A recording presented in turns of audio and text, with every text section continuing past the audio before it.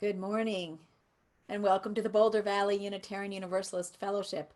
What a beautiful start to our flower service today to hear Tad and Emily together on piano, and the double Emily was spectacular.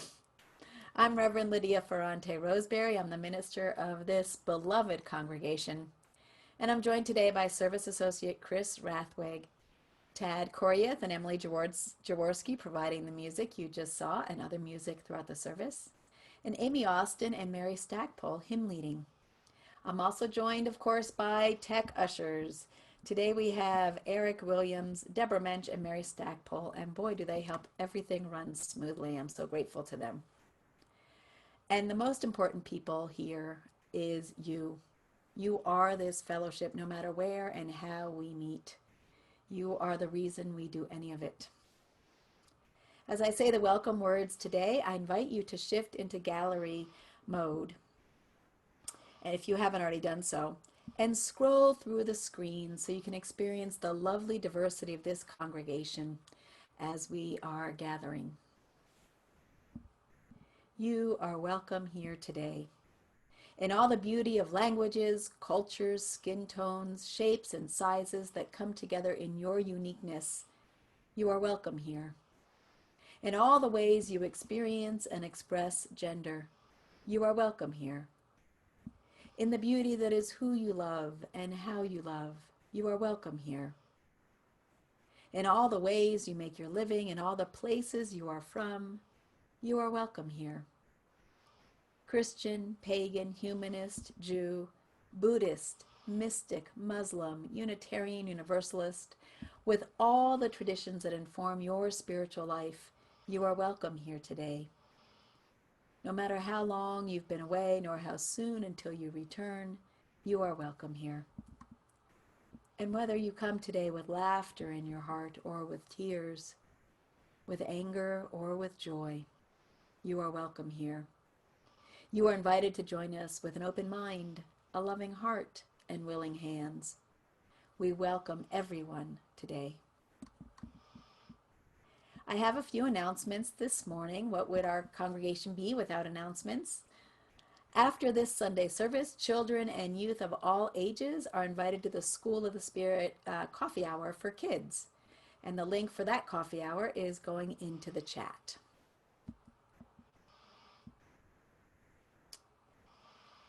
And we know how excited everyone is to see our finished building, well, finished exterior shell. The interior still has a lot of work to be done to put the right, all the things that we love into our building, like desks and things like that. We are having a carefully planned open house next Saturday from June 20th, on June 20th from 10:30 a.m. till 12:30 p.m. We'll be letting only a few individuals and family groups in at a time, and we'll have physically distanced hula hoops on the lawn for gathering. We will be having a virtual open house as part of that event, so anybody can feel like they can join in. Keep your eye out for more details in the coming weeks. Have you ever wondered about the buzz around the Unitarian Universalist Association General Assembly? Now's your chance to get a sense of it while still in your bunny slippers. All of the General Assembly will be virtual this year and at the bargain price of $150 for the whole thing. Now, if that's a concern for you, that price, please let me know and we'll find a way for you to be able to access going to General Assembly if you're interested.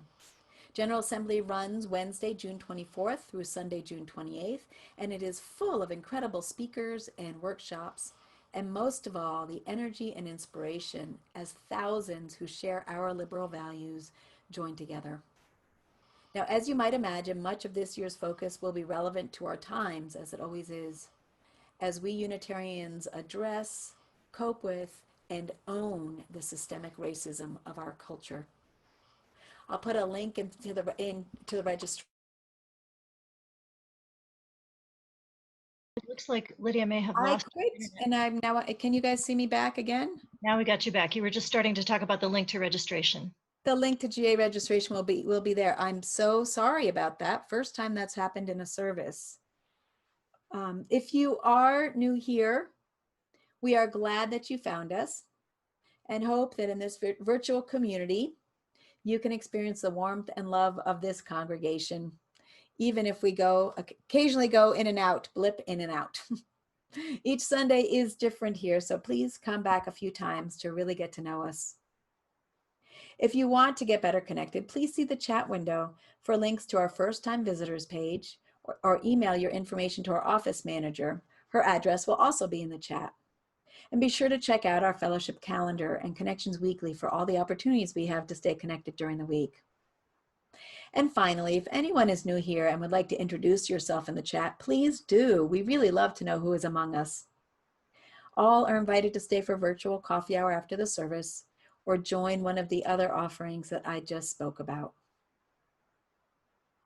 And now if you have a chalice at home, you can light it with me as I light our fellowship chalice. And so we know where all our chalices are. Please write in the chat, chalice lit in the name of your town. So please say the words along with me as I light our chalice.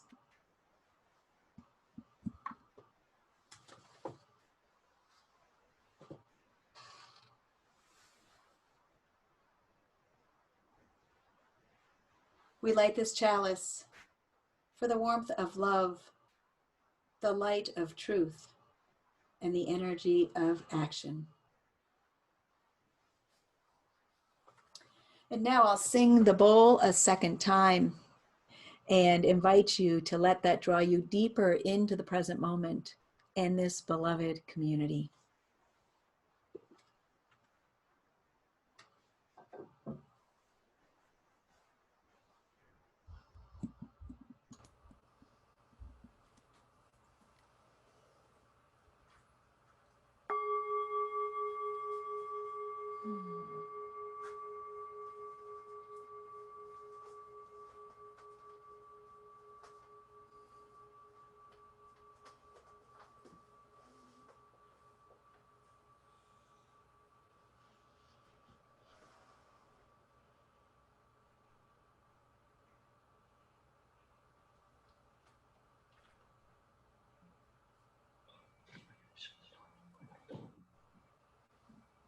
Goldenrod by Mary Oliver. On roadsides, in fall fields, in rumpy bunches, saffron and orange and pale gold, in little towers, soft as mesh, sneeze bringers and seed bearers, full of bees and yellow beads, and perfect flowerlets, and orange butterflies. I don't suppose much notice comes of it, except for honey, and how it heartens the heart with its blank blaze. I don't suppose anything loves it except perhaps the rocky voids filled by its dumb dazzle. For myself, I was just passing by when the wind flared and the blossoms rustled and the glittering pandemonium leaned on me. I was just minding my own business when I found myself on their straw hillsides, citron and butter-colored, and was happy. And why not? Are not the difficult labors of our lives full of dark hours? And what has consciousness come to anyway, so far, that is better than these light-filled bodies? All day on their airy backbones, they toss in the wind. They bend as though it was natural and godly to bend. They rise in stiff sweetness and the pure peace of giving one's gold away.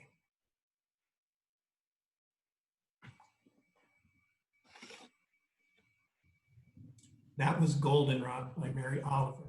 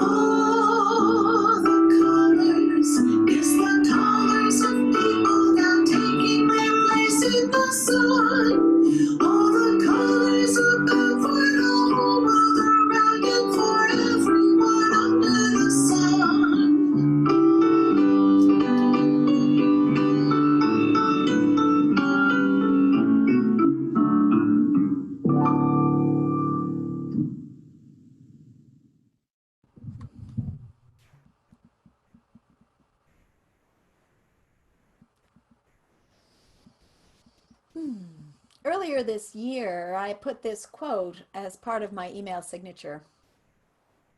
The antidote to fear is to ask, what beauty am I making? I took it from an email by Cynthia Winton Henry, the co-founder of Interplay. She's one of my spiritual teachers, and I believe she wrote it. We certainly have a lot to feel fearful about this year. A deadly pandemic causing a drastic economic turn, and police brutality against people of color revealed once again to the white community in an undeniable video.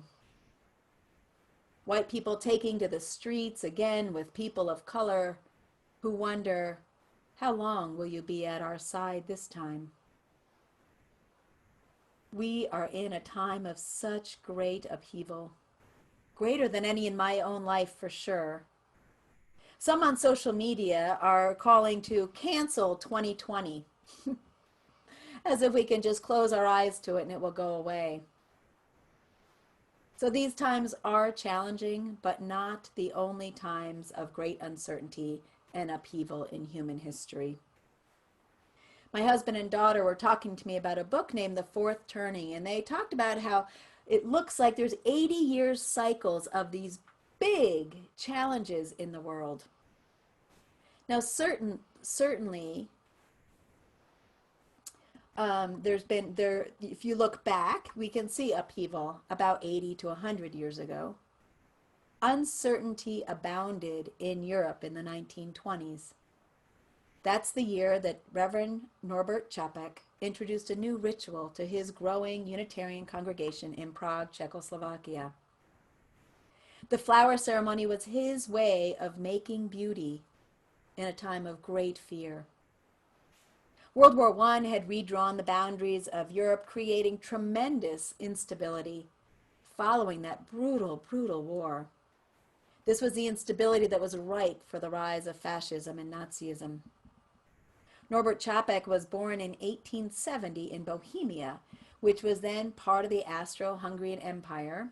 He was born into a Catholic family, and at that time Catholicism was a state-run religion.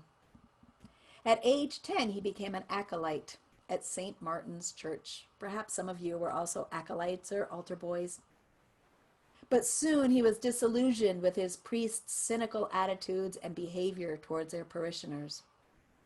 And at the young age of 18, Čapek resigned from the Roman Catholic Church and was baptized a Baptist. Now, this was still a state-run Catholic system at that point. But he entered the Baptist tradition with his whole heart and soon became a Bible distributor and Baptist evangelist in Saxony and Moravia. And he found almost a dozen churches in that young part of his life. Čapek's faith slowly became even more liberal. He was a deep studier of history, and he discovered the lost history of the Moravian Free Christian movement, whose followers rejected hierarchy and scripture and sought to live the word and life of Christ. This was in about the 1400s, and it was right where he was living. This had a great appeal for him and influence on his life. This idea that we don't have to follow a scripture, that we need to decide for ourselves and live moral lives. At the beginning of World War I in 1914, Čapek moved to the United States after he was advised that he was in danger of arrest by Austrian authorities because of his nationalistic and anti-Catholic writings. At the end of World War I, Czechoslovakia became independent, and many Czechs decided to leave the Roman Catholic Church as there was no longer the state religion. Čapek was eager to return to his native land and play a part in its spiritual awakening. In 1921, then, after this time in the U.S., he and his wife, Maya, returned to Czechoslovakia. But while they were here, they had been introduced to Unitarianism, part of whose roots lie with the Moravian Free Christian movement. So it was clear that when he discovered Unitarianism after his children had visited the church in East Orange, New Jersey, that was clear that this was going to be really powerful for him. And the minister of that East Orange church, the Reverend Dr. Walter Reed Hunt, was so taken by Čapek and could see his leadership that he introduced him to the president of the American Unitarian Association, Samuel A. Elliott, who agreed to support Čapek's work in creating or recreating the liberal Christian church in Czechoslovakia. Now, although many of his members in those early years, he went back in 1921, they'd left the rigidity of their Catholicism and they were eager to leave behind the trappings of liturgy. Early in this ministry, Čapek felt the church needed a symbolic ritual to bind them together that everyone could participate in without reservation. So he designed the flower ceremony, which he intentionally did not call communion. Each Sunday he would bring a flower to each person on that last Sunday in June would bring a flower to the service and choose a different one to take home. The flower symbolized each member was a unique individual, choosing freely to join with one another, sharing their presents and their gifts. And exchanging these flowers symbolized the benefits of fellowship and friendship. They did this year after year, and his wife ultimately brought this to the United States. And many, many congregations do this now. But as Europe grew more repressive again, Čapek was an outspoken leader for freedom, and people flocked to hear him speak. In just 20 years, his congregation became the largest Unitarian church in the world, with 3,000 members, and he'd created satellite congregations so that over 8,000 Czechs considered themselves Unitarian. Čapek's work was deeply spiritual, calling forth both personal transformation as well as a deep engagement in the world. He was committed to both beauty and justice. The church's main work, he felt, must be to place truth above any tradition, spirit above any scripture, freedom above authority, and progress above all reaction. In the early 1940s, both his preaching and his writing were considered a threat to the state. And on March 28, 1941, Čapek and his youngest daughter Zora were arrested by the Gestapo. They were convicted of listening to foreign radio broadcasts. Čapek was sentenced to a year in prison, but 11 months that he had already been confined were to be counted as part of that sentence. Zora, who'd not only listened to those broadcasts, but shared notes of them with someone else, was given an 18-month term. In the midst of a wave of executions and deportations of Czechs by the Nazi following the assassination of a German official in charge of the occupied country, a Gestapo officer overrode the court sentence and ordered that Norbert Čapek be sent to a concentration camp at Dachau. Quote, return unwanted. It is said that he was killed on October 12, 1942 by poison gas, although his official death certificate states that he died October 30th of a cerebral hemorrhage. This is a dark history, a really dark history. There was another Unitarian great of our time who was also in Europe in the 1930s, and that's James Luther Adams. He went there to study German theologians, but he was confronted with a deeply unsettling fact that German churches at that time were not effectively resisting the rise of Nazism. Adams had also converted to Unitarianism from Baptist fundamentalism, and he had high expectations for Germany's tradition of liberal theology. But German liberalism hadn't foreseen the Nazi threat, nor did it seem to offer adequate resources for resistance.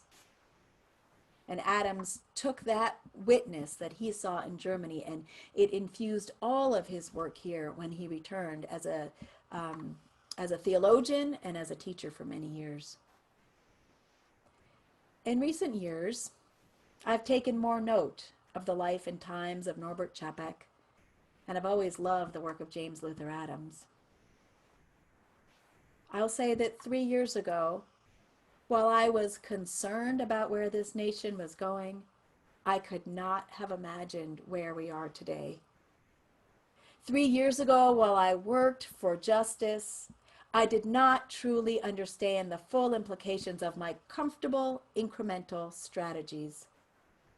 As this country's national leadership has become more repressive and downright scary, as our president incites police brutality with quotes from white supremacists from our nation's shameful past, as insult upon insult is leveraged against any marginalized identity and people continue to die because of it, and as any trust and respect for national leadership is tarnished by fake news and stolen elections, I am inflamed, and I am needing to ask more of myself. These days, I'm calling myself back to the words of the Reverend Dr. Martin Luther King, who in his letter to a Birmingham jail wrote, "I must confess that over the past few years, I have been gravely disappointed with the white moderate. I have almost reached the regrettable conclusion that the Negro's great stumbling block in his stride toward freedom is not the Ku Klux Klaner, but the white moderate, who is more devoted to order than to justice, who prefers a negative peace, which is the absence of tension, to a positive peace, which is the presence of justice." These words sting. They sting as they speak to me and how I have done my work in these past years. And looking at the life that our Unitarian ancestors like Norbert Chapek and James Luther Adams, and taking my call from the work of Dr. Martin Luther King, I can see how I have shied away from utilizing my power and privilege to the fullest potential, to be fully present to an anti-racist, anti-oppressive call of Unitarian Universalism. And because of that, Black lives, brown lives, Indigenous lives, queer lives, women's lives depend on all of us joining together in beauty and in justice to demand a better world. Yes, white people must transform our understandings. We must do our inner works. But if we have time for a book group, can we also have time to demand change now? Can we make time to call a congressperson to make better laws? Can we go to Black Lives Matter or an NAACP meeting? Can we help get out the vote? Both inner work and systemic change are deeply necessary now. My friends, in these times, it would be easy to lose hope. We are living in extraordinarily difficult times. But times have been difficult before. So looking back and collecting the strength and wisdom from our ancestors is essential. Norbert Chapek lived in extraordinary times, times which demanded more of him and his people than we can even imagine. The flower ceremony he created almost 100 years ago can remind us of the power of beauty, of ritual, of fellowship, and of justice to transform this world. Recently, with this meme on social media to cancel 2020 as if we're supposed to pretend it isn't happening, I think that's so damaging to what we need to do. And in response, 20-something artist Leslie DeWitt wrote this: "What if 2020 isn't canceled? What if 2020 is the year we've been waiting for? A year so uncomfortable, so painful, so scary, so raw, that it finally forces us to grow. A year that screams so loud, finally awakening us from our ignorant slumber. A year that we finally accept the need for change, declare change, work for change, become the change. A year we finally band together instead of pushing each other further apart. 2020 isn't canceled, but rather the most important year of them all. May it be so.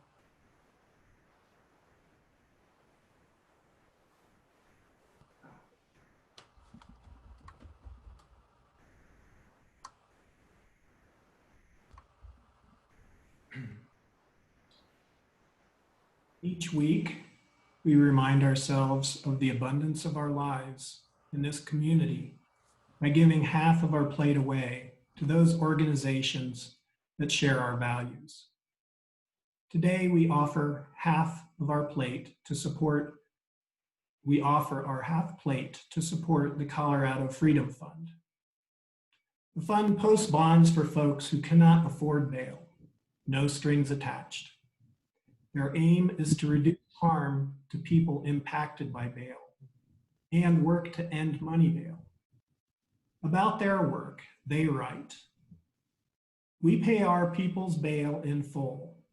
We never utilize for-profit bail companies or bonds persons.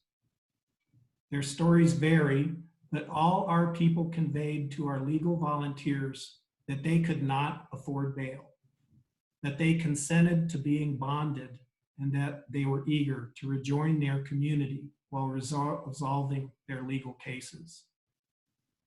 By being freed from jail, our people are able to reunite with family, keep jobs, and meet a number of personal goals. We are honored to support them in securing the way they need to successfully resolve their legal issues. If they need us, and to the extent they want our support, we are here." Please do give generously to this fund that changes the lives of those impacted by the prison system. You may also use this time to share in the chat. When have you been healed by the compassion of beauty?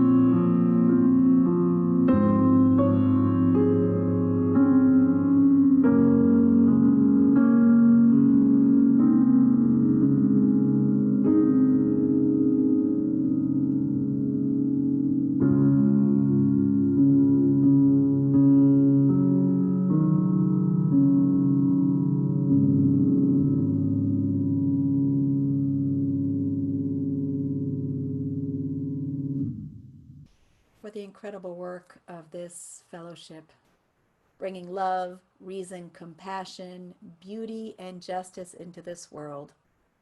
And to the Colorado Freedom Fund, offering hope to those in the prison system, we dedicate our offerings.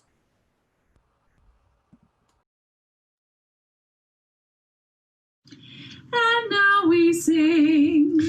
From you I receive, to you I give. Together we share, and from this we live. Now we've come to the time of our own flower ceremony. Now, in most years, you would have brought a flower with you into the sanctuary and placed it in a vase outside in the foyer. About this time in the service, our children would have brought in the flowers in many, many vases and placed them in the front of the sanctuary, where I'd say a few words about the diversity, uniqueness, and beauty of each flower and the beauty of them coming together. Then you'd come forward and pick a different flower to take home with you, a reminder of the generosity and diversity of this congregation, much like it's been done for almost 100 years. So obviously that's not happening today, but I do hope you have a flower nearby. If not, I invite you just to reach for something else of beauty. Anything will do. A vase, a stuffed animal, even a paper clip, a book. In a moment, we will go into breakout rooms to share the gift of these flowers or these objects with each other. So grab whatever it is you might have brought with you, or find something, just an object. And before we go in, we'll spend a few moments just studying it. No doubt it is beautiful. No matter what it is you have in your hand right now, it is a work of art. Whether it came from the soil or from a factory, it was crafted precisely, precariously, just right, as an offering to the world during its life, brief or long, that it will share here. And no doubt, it's not perfect. There's some torn petal or some scratch or blemish on this object. That could be experienced as marring its beauty, or it could be imbuing it with the humble scars of living, enhancing its beauty and its place in our precious, fragile world. Spend about a minute now really studying your flower or your other object and see if you can fall in love with it. And now, if you're not in gallery view, switch yourself to gallery view. I'm going to do that. And those of you who have flowers or whatever object you have, hold it up for the rest of us to see.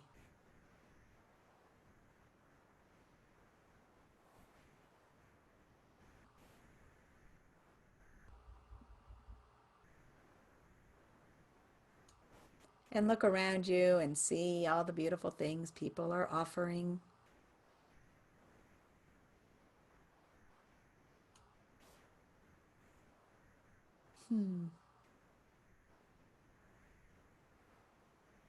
Beautiful. Oh my gosh, it's so beautiful. Thank you, everyone. I'm panning through, looking at all these beautiful flowers.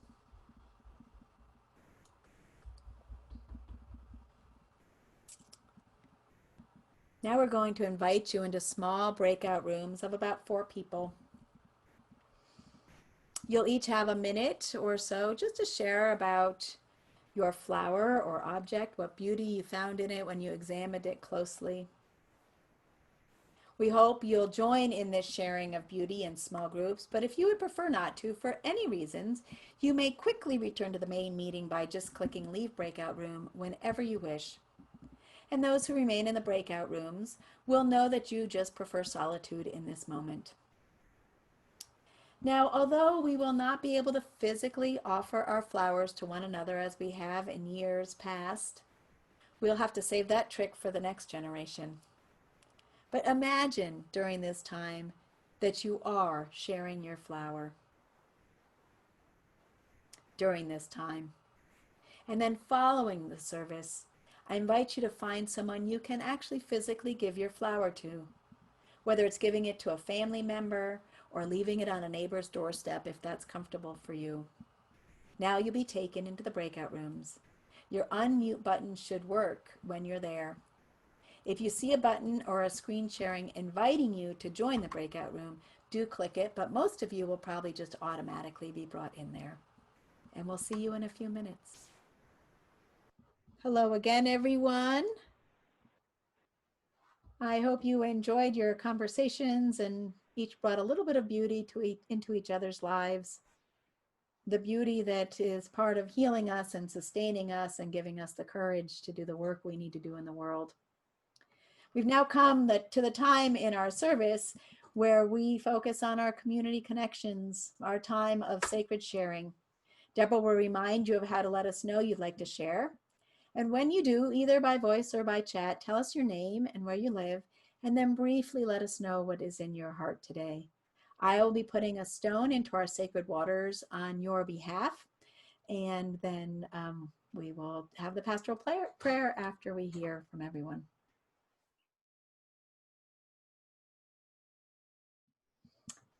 Today I share with you a poem, prayer, written by the Reverend Sarah Aarons, a Unitarian Universalist minister. The Mindful Garden. The sins were sown into the earth, greed, pride, wrath, envy, fertilized by hate and fear, tended in secret with gloves of lies, clutching at the underground. Now those seeds have sprouted in every last direction, weeds with a chokehold on our breath, strangling all life in some way, uncontained and spreading. But the tools of love and compassion are powerful pesticides. Connection, gratitude, kindness, grace will wither all insidious organisms from the cosmic to the microscopic. Let us learn to plant mindfully, using seeds that bloom in beauty, of unity, equity, liberty, peace. Let us cultivate with truth and justice in our global garden of vibrant life. Let us care for one another as we care for the earth and all its people. And today, as we have listened to the cares and concerns of those in our congregation, let us reach out to those who are worried about their loved ones, those who are grieving the loss of beloved friends and family members, those who are concerned about their financial security, those who are wondering about the mental health of themselves or people they love. And let us also celebrate with those who are out, re-engaged in the work of justice. Let us celebrate with those who are tending to their own gardens and their own beloveds.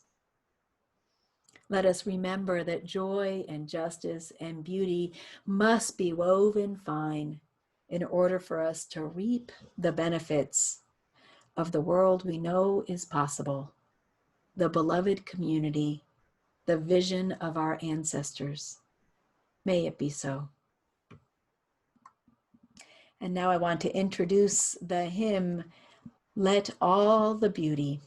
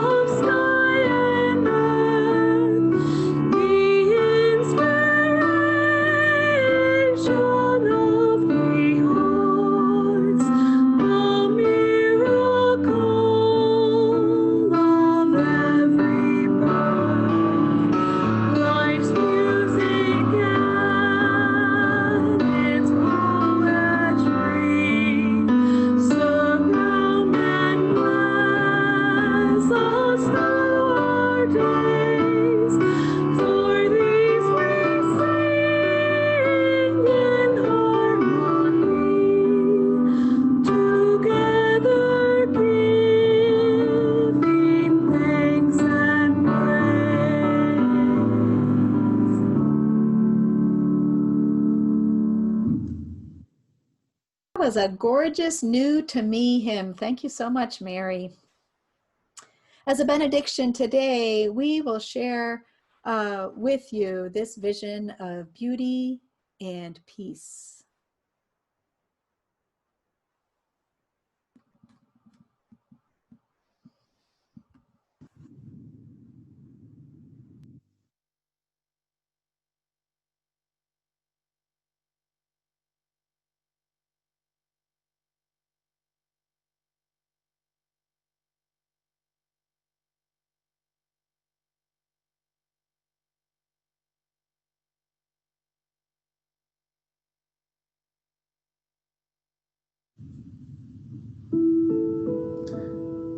And then all of what has divided us will merge. And then compassion will be wedded to power. And then softness will come to a world that is often harsh and unkind. And then all genders will be gentle. And then all genders will be strong. And then no other person will be subject to another's will. And then all will be rich and free and varied. And then the greed of some will give way to the needs of many. And then all will share equally in the earth's abundance. And then all will care for the sick and the weak and the old. And then all will nourish the young. And then all will cherish life's creatures. And then all will live in harmony with each other and the earth. And then everywhere will be called Eden once again.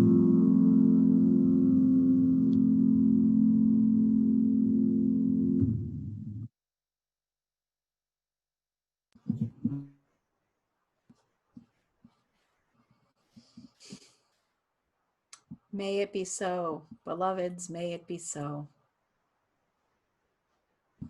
I'm going to extinguish our chalice at this point and invite you to join me in those words.